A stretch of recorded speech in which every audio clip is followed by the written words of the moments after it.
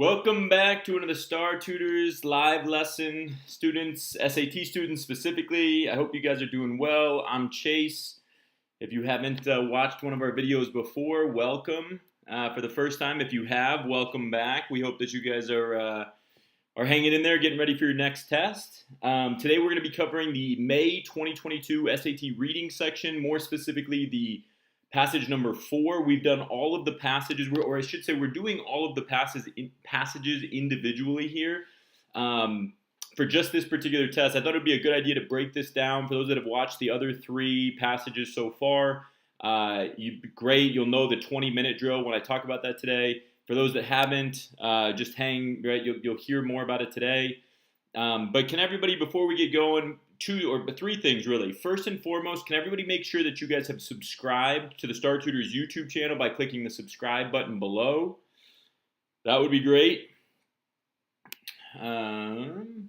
Secondly, can everybody please make sure that you give me a thumbs up if you can hear me okay and everything sounds like it's coming through okay? Thumbs up if that's true.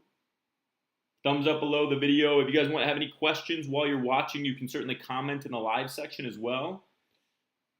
But please make sure that you guys do that.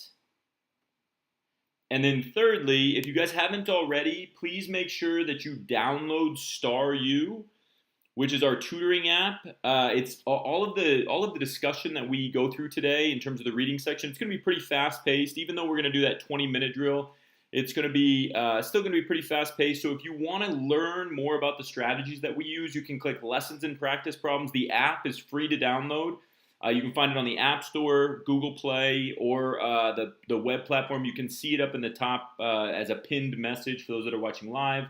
But then all of the strategies that we discussed today, you can see strategies listed here under SAT reading. You can go read about those, and obviously you don't have to be rushing through this as much and listening to my voice too much. So again, if you haven't downloaded Star U and created your free Star U student account, please make sure you do that. If you haven't watched the other 3 passages, please feel free to do that as well. You can find the full playlist for not only all of it, or for all of SAT reading, all the SAT reading videos we've ever done. It can be found in the video description below. But also, you can also find the 3 passages in all of the videos that we're going to do for this May 2022 test specifically. Okay, so for anybody that's watching live, again, if you have any questions or if you just want to introduce yourself, say hello. We usually get a lot of students that are asking questions during these live streams. So go ahead and say hello in the live chat or give us a thumbs up in the live chat, just so I know I can reference you if you have any questions while you're going back. Otherwise, if you're watching the recorded version of the video, feel free to comment below below the video in the comment section with any questions you have. And one of our teachers or tutors will be sure to answer that. So without further ado, guys, again, this is passage number 4. One of the things that we're going to be really focused on here is that 20-minute drill that if you've watched our other, 20-minute drill, that we've already had a few students that have been watching these videos. This is the first time we've introduced the 20-minute drill in a video lesson. We've already had a few students say that it's worked really well for them. And basically what this 20-minute drill says is that rather than setting the timer, we've done this for the other 3 passages as well, but rather than setting the timer for 13 minutes or just taking a full practice test, you should really set it for 20 minutes while you're practicing for each individual passage. And for those that have seen our other videos, it's not going to take 20 minutes necessarily to do the full passage, but what this does is it makes it so that timing is still a concern because it is a timed test. You want to kind of be working on that always. But it doesn't make it the primary concern. It makes accuracy the primary concern. And we've already had a student that commented with his 20-minute drill that he or she got 49 out of 52, by far the best they've ever done, 49 out of 52 reading questions in 73 minutes. So it's a great example of that, and they were using this 20-minute drill, and by doing so, right, they got 73 minutes done, and either way, even if it took them right there 8 minutes over time, now all of a sudden they know exactly what it takes to get a phenomenal score. It's so much easier to work down from 73 minutes to 65 minutes than it is to have all of these concerns about why you're missing questions. If you prove to yourself that you can be super accurate on this test, on the reading section in particular, by using this 20-minute drill and you find the actual amount of time it would take you to get a really strong score, in this case only 8 minutes over, was a student that's already commented on some of these videos suggesting that it worked really well for him or her. That's exactly what we want to see in this 20-minute drill. So can everybody give me a thumbs up if that makes sense? You're going to set the timer for 20 minutes, right? And you are going to, I think, through the first 3 passages. So we've done P1, P2, and P3. I forget the exact breakdowns in time, but I think it's relatively, it's 48 minutes for those first 3. Meaning that we only have 17 minutes left for the final passage, but that's okay. It's telling me where I need to work, right? And of course, I think I could probably do this a little bit faster if I wasn't talking, but it's telling me where I need to work, where I need to put my focus. And the best part about this for me is that I already know from practice that passage 4 and passage 5 are historically my best passages.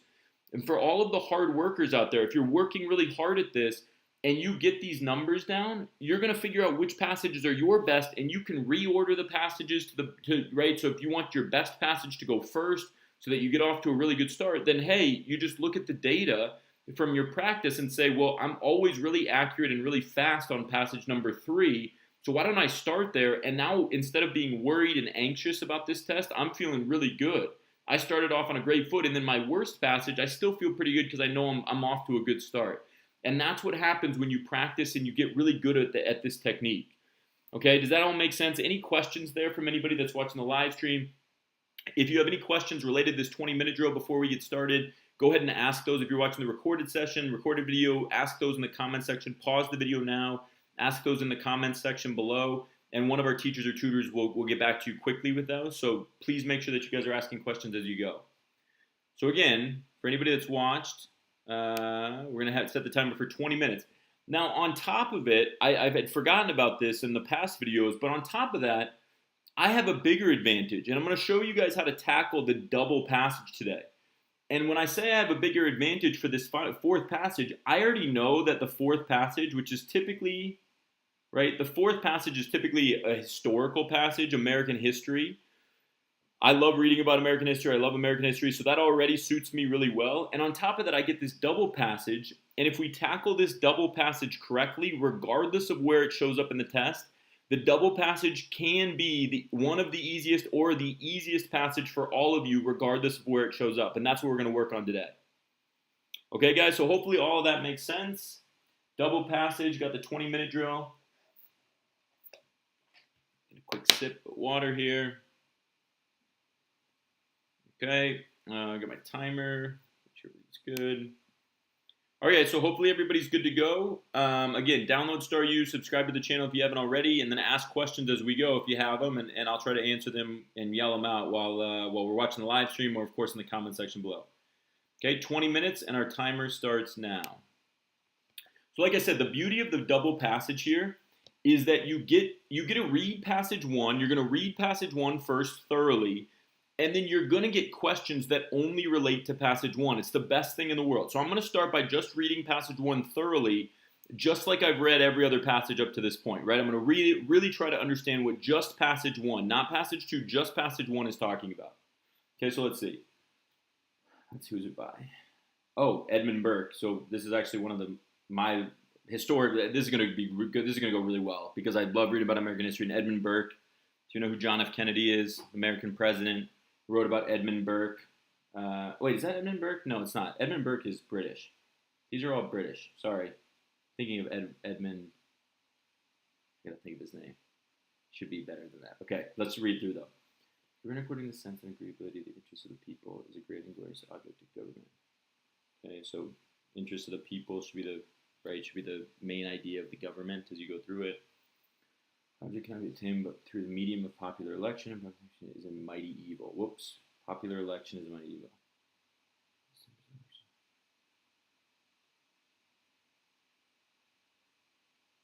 Okay, so don't have popular elections too frequently.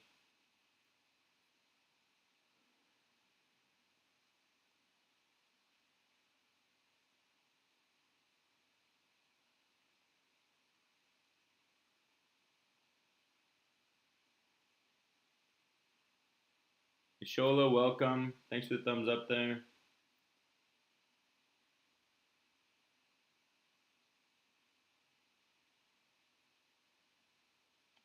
Okay, not as canvassers at a perpetual election. So basically, what this is saying is that while popular elections are the best way for government to run, you can't just respond to emotions, right? And you can't just have popular election after popular election. You have to let some of these things kind of sink in. Otherwise, if people just continue to vote while they're mad at something or somebody, it's just never going to work out very well. So that's a really important thing to understand with the first paragraph, because that's a big one. All are agreed that Parliament should not be perpetual. Should not be perpetual, right? So just ongoing. So what is the most convenient time for their duration? So how much time should pass before you elect new representatives?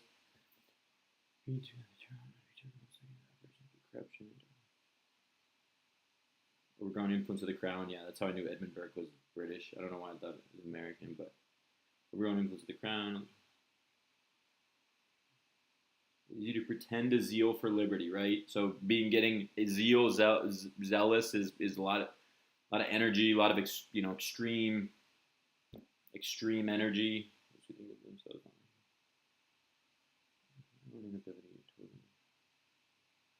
Lofty ideas. So entertain the most lofty ideas. Okay, so this person is just saying the people that want constant elections are just the ones that are never actually thinking about how their policies or their rules are going to be implied or implemented, right? But rather they just want to get everybody fired up about something, everybody get excited and host a new election so that they get elected. Basically, in the best way, they're not very good operators. They're just constant politicians. The task is of another nature to those who mean to promise nothing.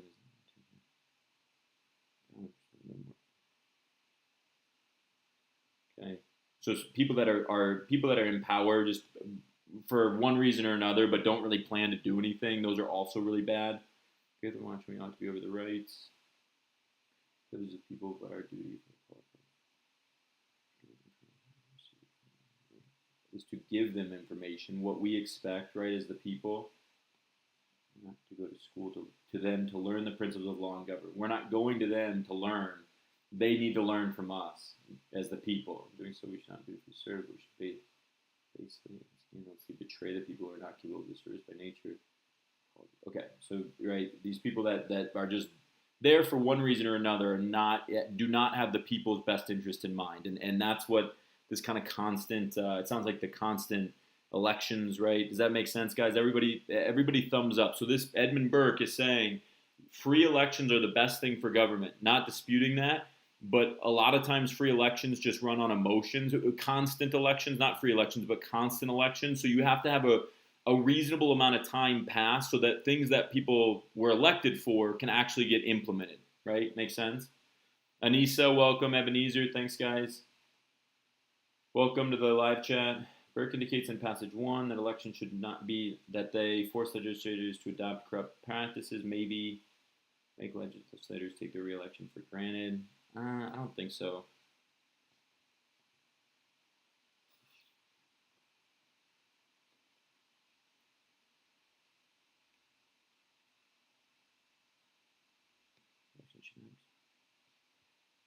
I don't think it's forced legislators to adopt, make legislators.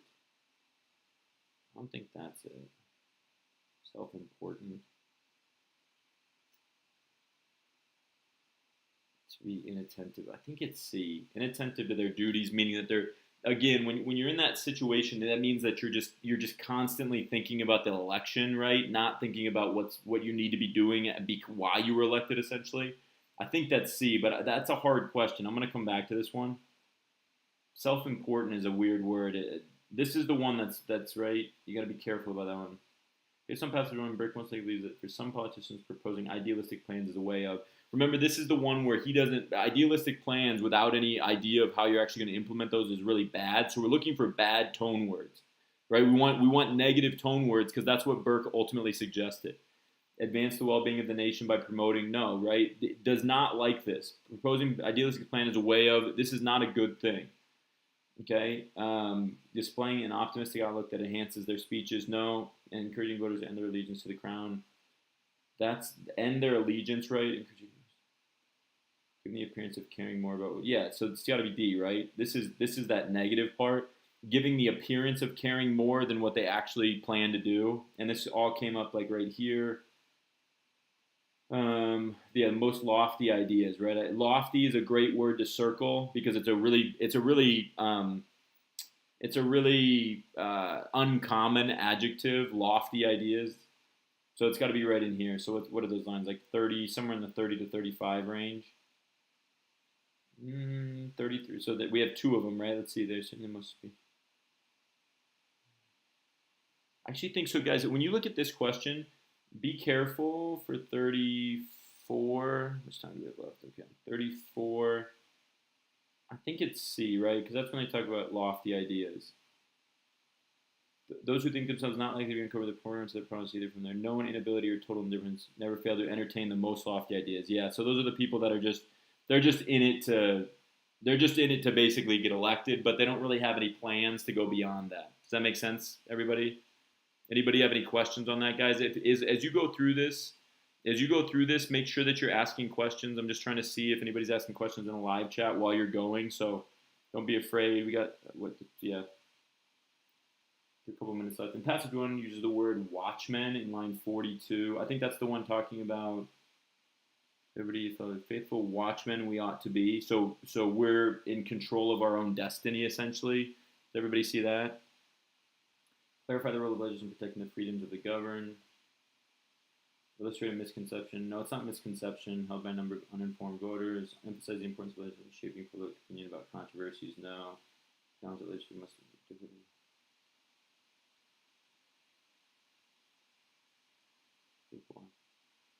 The rights, privileges of the people. So I think it's to clarify the role of legislators in protecting the freedoms, right?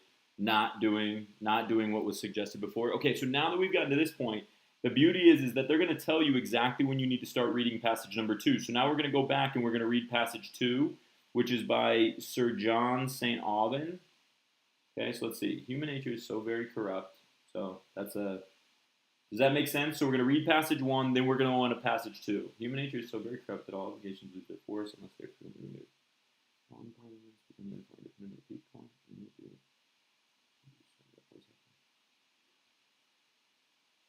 Most dangerous long parliaments. So too long, right? Long parliaments. It seems like it's the opposite. Does everybody see that? Long parliaments. Is it late?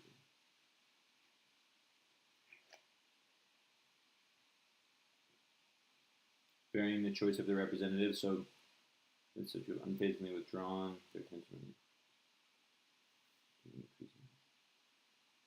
responsible for constituents, parliaments, constituents, all acting contrary to their interests in modern society with all.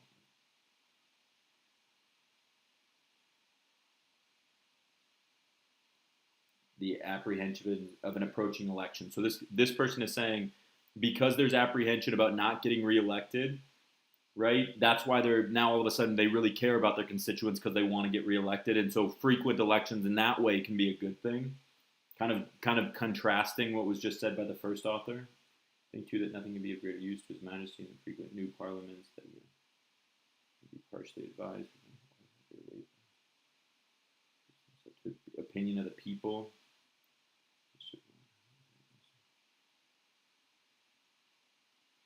Win them into his schemes.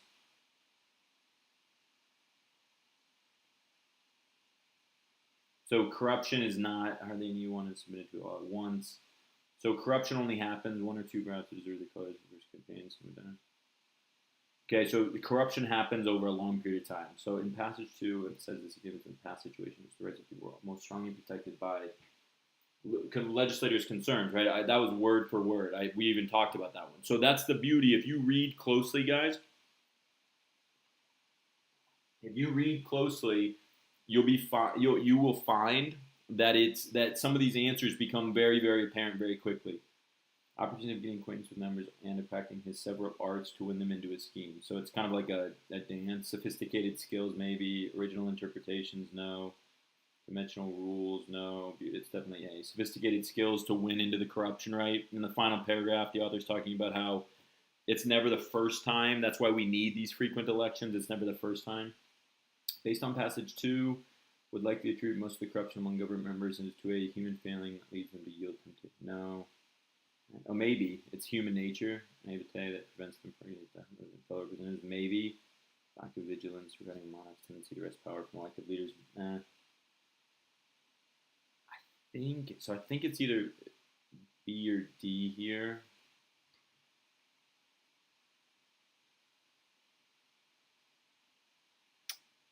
I think it's D, right? Because I think steady deterioration is the. So I'm looking, guys, naivete, right, versus steady deterioration. If you guys are wondering how I'm picking answers, I'm looking at those because those are very, very strong words. So that's where I'm looking for those. Which choice from passage 2 best represents St. Auburn's likely response to Burke regarding the problem of legislators who make their constituents? These are the ones that, I think 2 that nothing. Yeah, this should be, I think, towards the stuff. Gosh, guys, we're going too slow again. Sorry. This is at the end, though.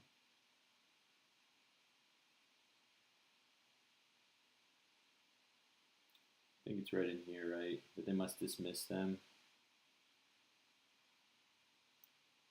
I think this one's C, but I'll come back to it if I have time at the end. We got to keep moving. So 40, right? As we keep moving through this, guys, stay as positive as you can. Even if whatever the time is, that's where this 20-minute factor comes into play.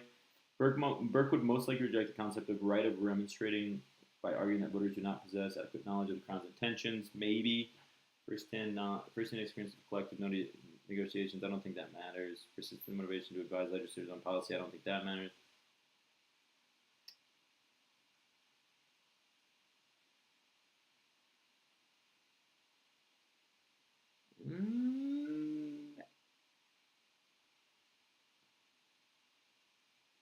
I think it's the Crown, right? Adequate knowledge. I think it's sufficient wisdom. I think that's where they're coming back. Burke.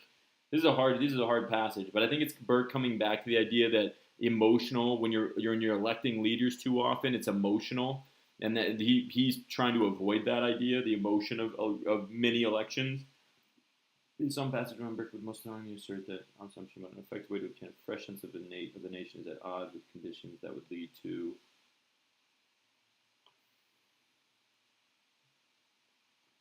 This one's easy. This one's got to be C, right? So let's stop there.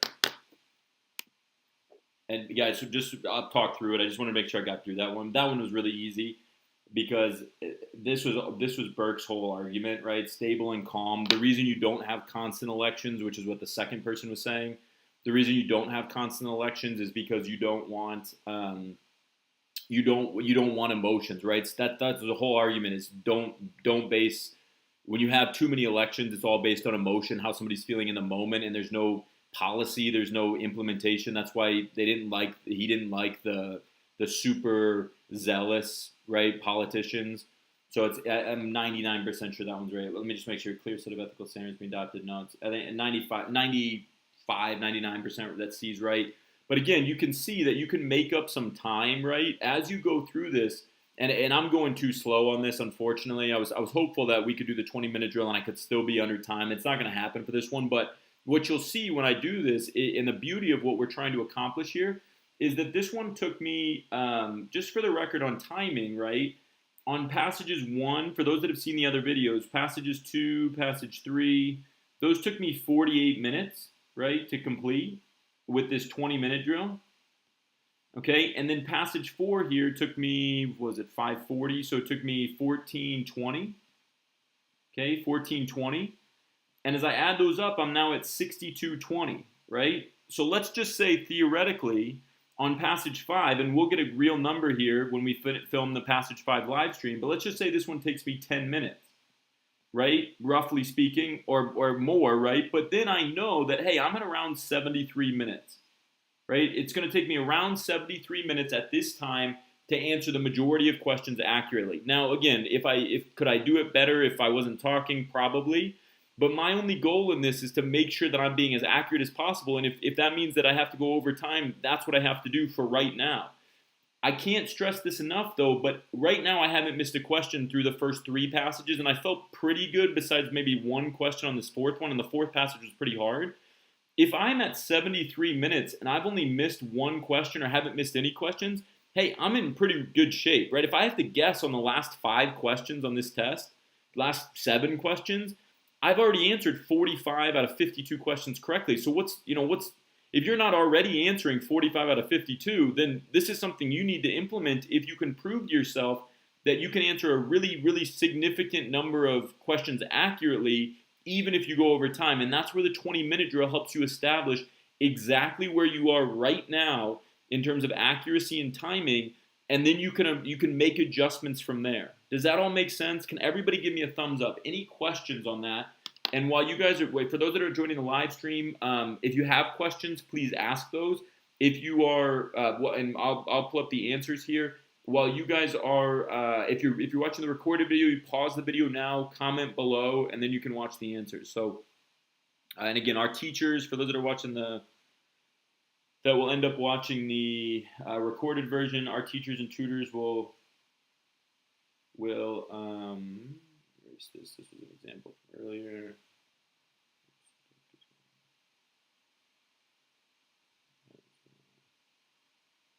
Sorry guys, what's happening here? Let's see. Set some room up here. Okay, so 20-minute drill, we got that taken care of. Great.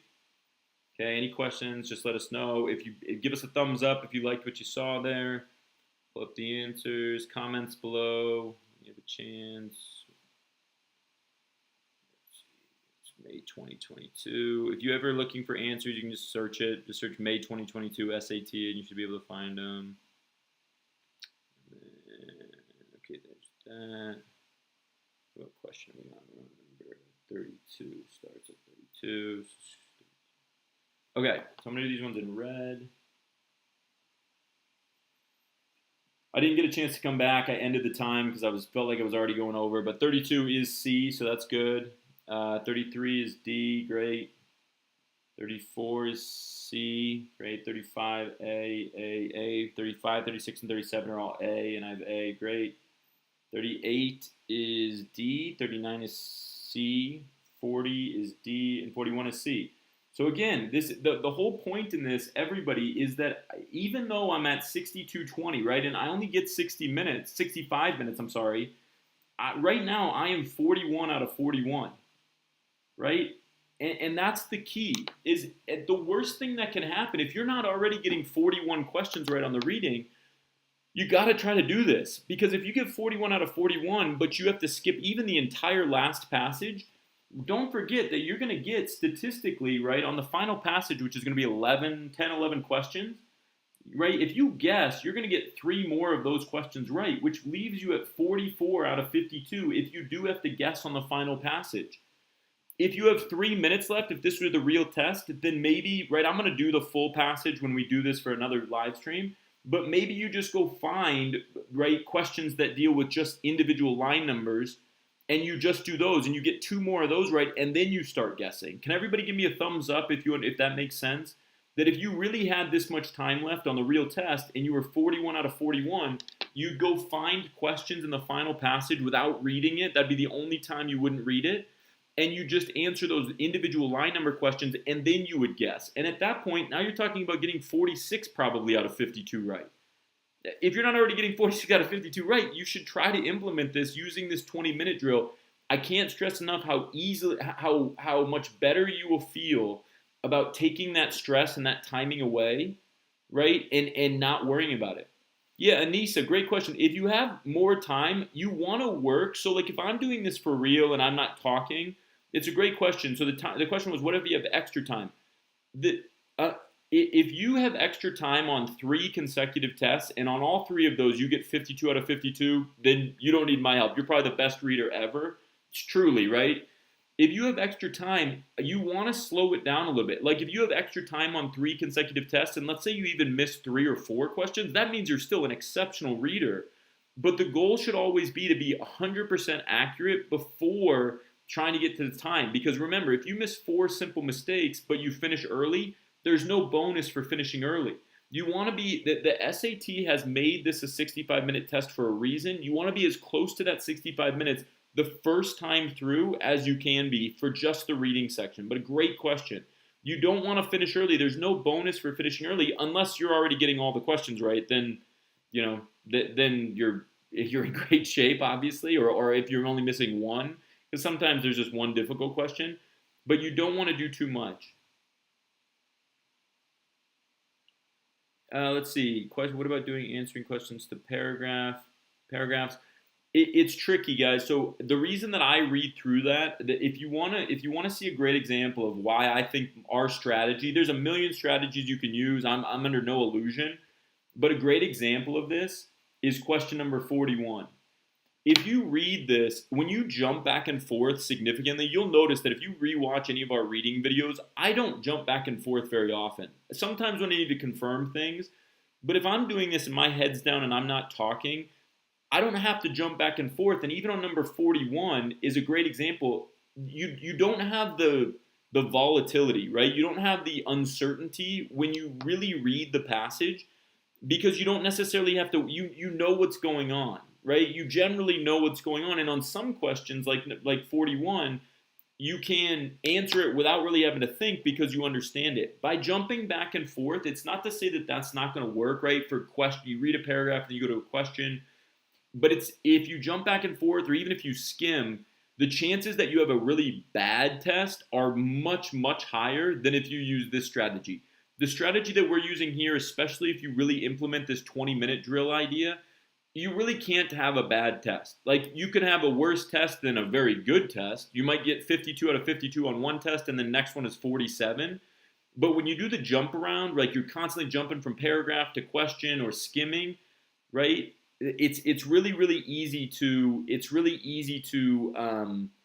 just get totally thrown off and have like a really bad reading section, and then that affects the rest of the test because it's the first overall section.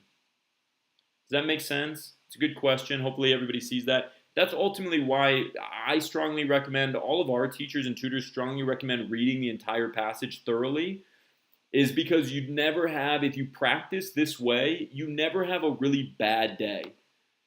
And the reading test is the best for scaling for students. It's the best scale for students. So if you miss questions on reading, you don't go down by as many points as you do on the other three sections. So there's a million reasons to get really good at trying to answer even 4 passages 100% accurately, even if it means you have to take that time. Because if you get 44 out of 52 and then you dominate the writing and language section, you can easily score over 700 points on the reading, writing, and language sections. Does that make sense? Thumbs up, guys, if that makes sense. It's more about consistency with this method than skimming. And it's not to say that skimming won't work from, maybe every other test. But when the adrenaline is really high and you're feeling like, you feel the real testing environment, it's so much more likely using that method to just kind of fall apart completely. So hopefully that makes sense, guys. All right, so that's the double passage. That's passage number 4. We will finish up with passage number 5. Hopefully, everybody, if you enjoyed the video, thumbs up below the video if you haven't already, or thumbs up in the comment section. Hopefully everybody did, or rather, thumbs up in the live chat. If you have any questions after watching this again or watching the recorded version, again, comment those questions below. If you haven't already registered your free student account on Star U, please do so. And finally, guys, please make sure that you subscribe to the channel if you haven't already. Click the subscribe button below. The more subscribers we have, the more likely it is that we can film these videos all the time. And so please help us spread the word. Tell your friends. We're going to be doing these live streams a lot this fall. We hope to see as many of you guys commenting and in the live chat as we can. So make sure you subscribe. I'm Chase with Star Tutors. I hope you have a great rest of your day, and we'll be back for passage number 5 as well as the rest of the coverage, the real time. We'll be taking the other 3 sections in real time all in. So it'll be writing and language all the way through, math no calc all the way through, math with calc all the way through. So check out those videos in the future. The full playlist is in the video description below. All right, guys, have a great rest of your day. Have a great week wherever you are in the world, and we will see you for the next live stream, and we'll hopefully see you as channel subscribers here in the near future. Thanks, guys.